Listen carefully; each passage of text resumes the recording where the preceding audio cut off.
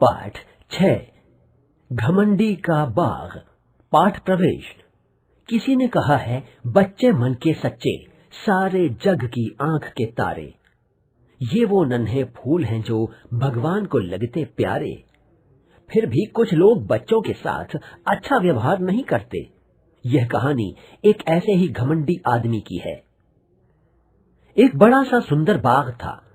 प्रतिदिन शाम को पाठशाला से लौटते समय बच्चे बाग में जाते और खेला करते थे। उसमें कोमल हरी घास, सुंदर फूल खिले रहते थे।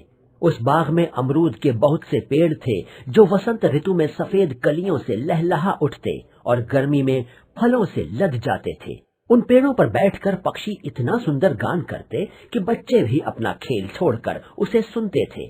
वह बाग एक घमंडी आदमी का था। वह घमंडी अपने एक मित्र के यहाँ गया था। जब वह लौटा तो उसने अपने बाग में बच्चों के झुंड को खेलते देखा। तुम लोग यहाँ क्या कर रहे हो? उसने चिल्ला कर कहा। बेचारे बच्चे डर कर भाग गए। घमंडी आदमी ने कहा, यह बाग मेरा है। मेरे बगीचे में मेरे अलावा कोई दूसरा पैर भी नहीं रख सकता। उसने बाग के चारों ओर एक बड़ी दीवार बनवा दी और बाहर एक बोर्ड टांग दिया, बाग में आना सख्त मना है। बेचारे बच्चों के लिए खेल की और जगह नहीं रही। वे सड़क पर ही खेलते, लेकिन सड़क पर धूल थी, नुकीले पत्थर थे। उन्हें वह जगह पसंद नहीं थी। पढ़ाई हो जाने के बाद वे बगीचे की दीवार के चारों ओर चक्कर लगाते और उस सुंदर बगीचे की प्रशंसा करते। ओह, हम इसमें कितने सुखी थे, वे आपस में कहते। फिर वसंत का मौसम आया। सब जगह छोटे छोटे फूल खिल गए। पेड़ों पर चिड़ियां चहकने लगीं। लेकिन घमंडी आदमी के बगीचे में अभी तक शीतकाल ही बना हुआ था। उसके बाग में पक्षी न बसेरा करते, न नाचते गाते। पौधे भी वहां फलना फूलना भूल गए। उस बाग में बर्फ और कोहरा था।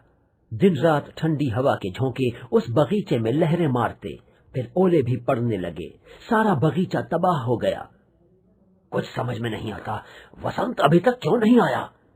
अपने किले की एक खिड़की में खड़े होकर घमंडी आदमी ने कहा, अब तो ऋतु में बदलाव होना ही चाहिए। लेकिन ऋतु में कोई बदलाव नहीं हुआ। न वसंत आया, न गर्मी। एक दिन सवेरे अपने बिस्तर में पड़े पड़े घमंडी आदमी को एक मधुर संगीत सुनाई दिया। खिड़की के बाहर एक छोटी सी चिड़िया चहक रही थी।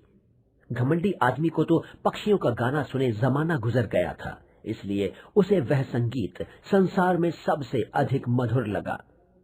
उसे बहुत ही अद्भुत दृश्य दिखाई पड़ा। दीवार के एक छोटे छेद में से बच्चे भीतर घुस आए हैं और वे पेड़ों की डालियों पर बैठे हैं।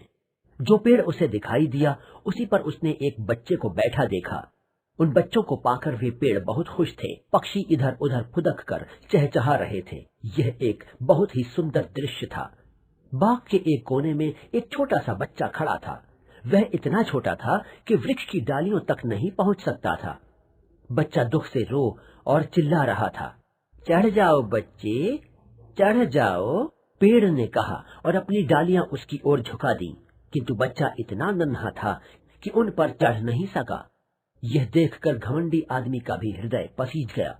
मैं भी कितना स्वार्थी हूँ, उसने कहा। अब मुझे मालूम हुआ मेरे बाग से वसंत क्यों चला गया। मैं उस नन्हे बच्चे को पेड़ की सबसे ऊपर की डाल पर बैठा दूंगा, इस दीवार को तोड़वा दूंगा और लंबे समय तक मेरा यह बाग बच्चों के खेलने के काम आएगा। उसे अपने किए पर बहुत पछतावा हो रहा था। वह धीरे से दरवाजा खोलकर बगीचे में पहुंचा, किंतु उसे देखते ही बच्चे डर के मारे भाग गए। केवल वह छोटा बच्चा वहीं खड़ा रहा। उसकी आंखों में आंसू भरे हुए थे। घमंडी आदमी दबे पांव बच्चे के पास पहुंचा और उसे उठाकर पेड़ पर बैठा दिया। उस बच्चे ने अपने दोनों नन्हे नन्हे हाथ बढ़ाकर घमंडी आदमी के गले में डाल दिए और उसे चूम लिया।